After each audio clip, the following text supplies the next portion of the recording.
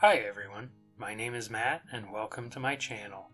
This week I'm working on my Star Wars Legion army, and I want to paint this Trade Federation tank to match the droids I painted in the last video.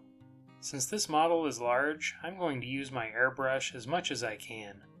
I also want to add some heavy battle damage and weathering to the model, and I'll use some oil paints along with a few other techniques. So let's grab our brushes and get started. After assembling the model, I undercoated it all over with gray primer. With the primer dry, next I base coated the entire tank with Xandri dust, diluted with an equal amount of water. I think Xandri dust comes in a spray can, so you could use that if you don't have an airbrush. I'm using an Iwata Eclipse airbrush. I think it's a really well-rounded airbrush. It doesn't get too much detail, but it works really well and it's good for priming and for most base coats. I just use water to dilute my paints. I don't bother with any special airbrush thinners or mediums. Using a medium air pressure, I built up a few thin layers for a smooth, even finish. The Xandri dust layer is nice and even, so now I want to add a highlight. I sprayed a few layers of Bonewhite, diluted with 2 parts water. Bonewhite is a strong color and it can easily overpower the model, so I like to dilute it with a little more than I normally would for other colors. I focused the highlights near the center and top of the model, sort of like a zenithal kind of effect. It's okay if there are any mistakes or if it looks uneven. The weathering process will cover up a lot of that anyway.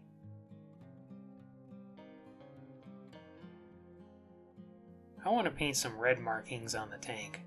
I looked up some inspiration online, but mostly went with my own design.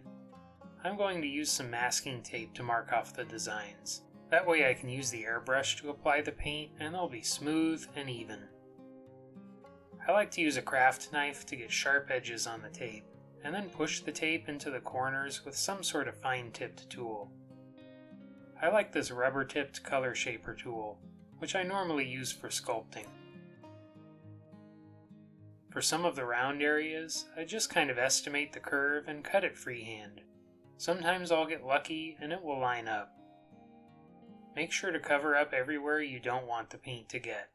The paint has a tendency to find its way everywhere, so I like to go overboard with the tape. With all the masking done, next I sprayed Flesh Terror's red contrast paint with the airbrush. I diluted the paint with about an equal amount of water, and I made several light passes to build up the color. Be careful not to oversaturate the model, especially along the edge of the masking tape. If you spray too much paint at once, it can run under the tape and make a mess, and then you won't have a clean line when you remove the tape.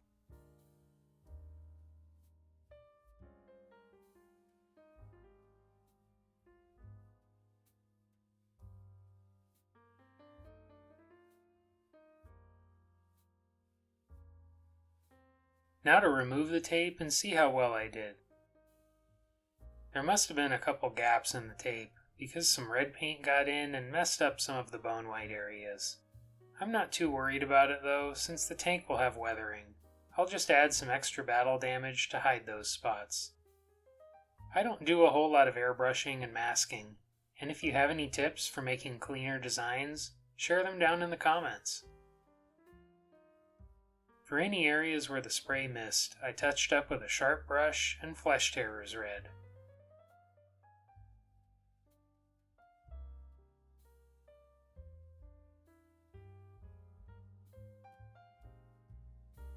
I want the markings to look like they were painted on top, and add a few chips and scratches of the base color. I mixed about equal parts Xandri dust and Bonewhite and diluted it with some water. The exact ratio will vary depending on how heavy you sprayed the Bonewhite layer. I really like the randomized texture that a sponge makes. This is a piece of sponge from Model Packaging, and I just tear off a piece, dip it in the paint, and dab off some of it with a paper towel. Then tap the sponge wherever you want scratches and chips. I like to rotate the sponge and use a different side every couple of dabs. That way I don't get any repeating patterns. After using the sponge, I refined some of the chips and edges with a sharp brush. I'll look for any areas where I want to create more interest and add a scratch or two.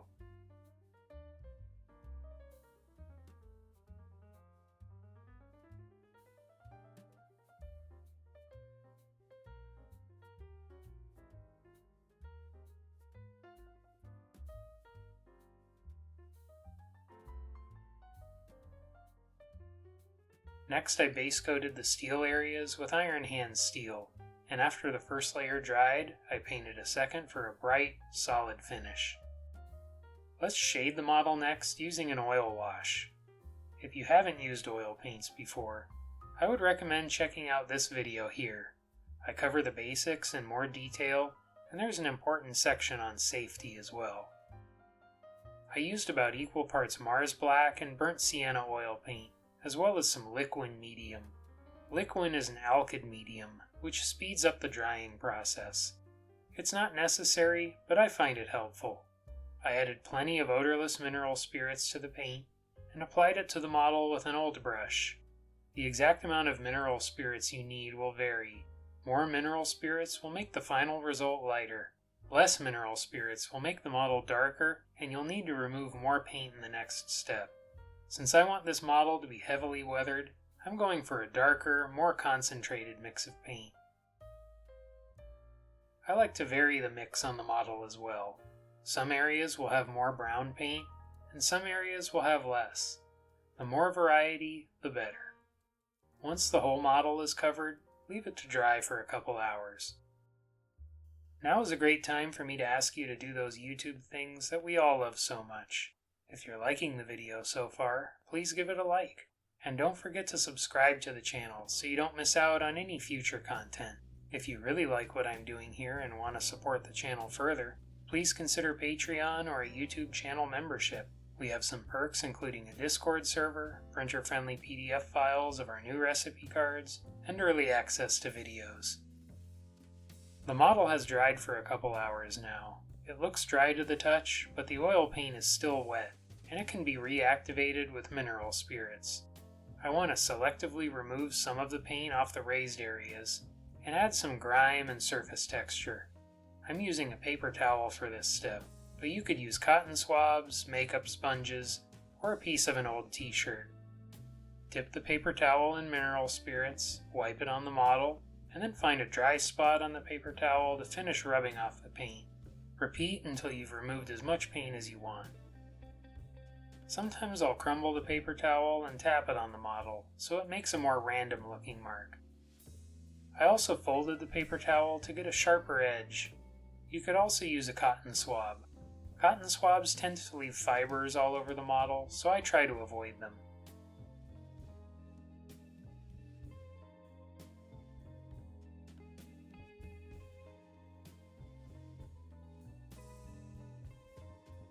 Once you've removed all the paint that you want, allow the model to dry overnight, but I think it's better to wait at least 24 hours.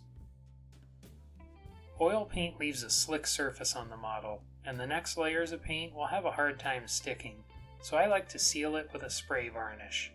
I like Tester's Dull Coat, but any clear, flat varnish should be fine. Here's the model after the varnish, and you can see a couple spots where I scrubbed a little too hard and removed too much paint.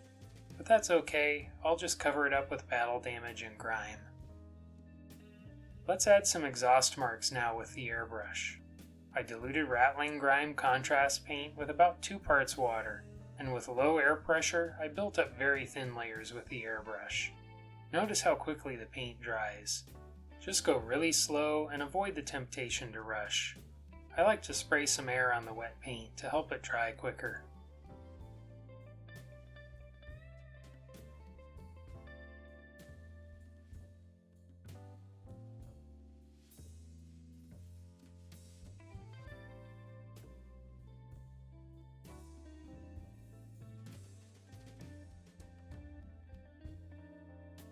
The oil wash didn't get as dark as I wanted in some areas, so I added an acrylic wash to deepen the shadows.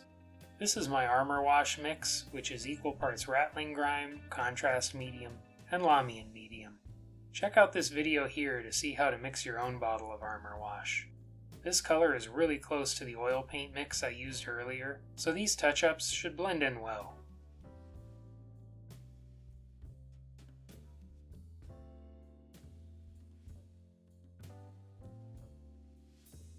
I want to add a rust kind of color to the model next.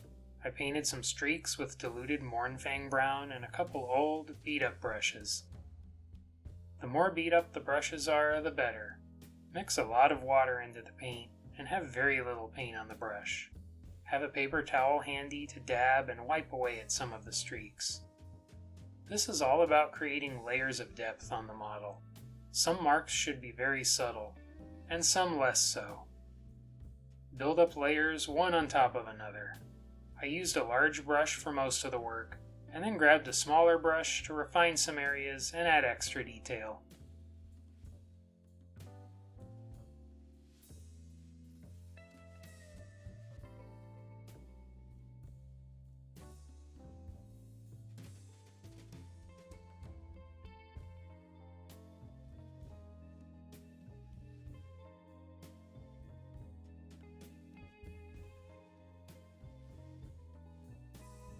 Next, I went back to the sponges and added some weathering with a dark gray.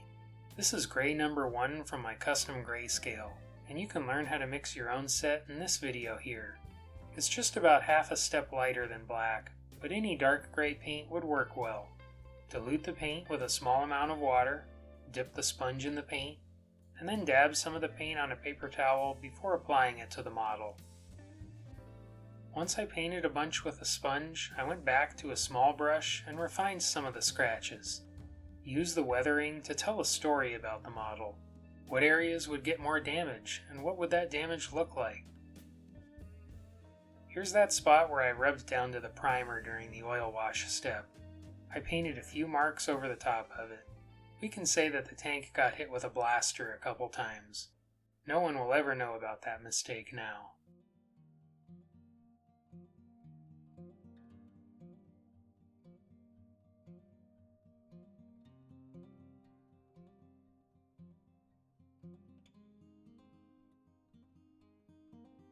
Next, I painted the inside of the exhausts with black paint.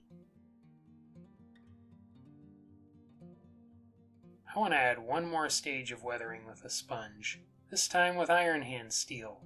I like to think this is where the most damage has been done to the tank, and all the other layers of paint have chipped off. So I'm focusing this layer on the areas that have the most dark gray and around the exhausts.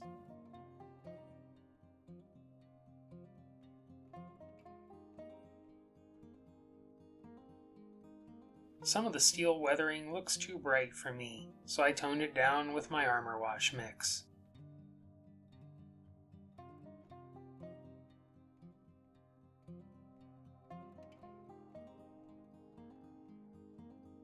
I used an old brush to apply a generous amount of wood glue to the top of the base, and then sprinkled on some coarse gravel and fine sand. After the glue dried, I painted the sand with thinned Rhinox hide, followed by a heavy dry brush of XV88 brown, and then a lighter dry brush of Bonewhite. I painted the rocks with Dawnstone, and then shaded them with a mix of Agrax Earthshade and Nuln Oil. I painted the edge of the base black, and after that dried, I added patches of static grass with superglue. I'd like to give a big shout out to our supporters here on YouTube and Patreon. Thank you so much for your support. It really is a huge help. If you want to be like these amazing people and help support what I'm doing here, just click the join button down below or follow the Patreon link in the video description. Thank you. Painting the battle damage and weathering was a nice change. Normally my models are very clean looking, and it was fun to use some different techniques.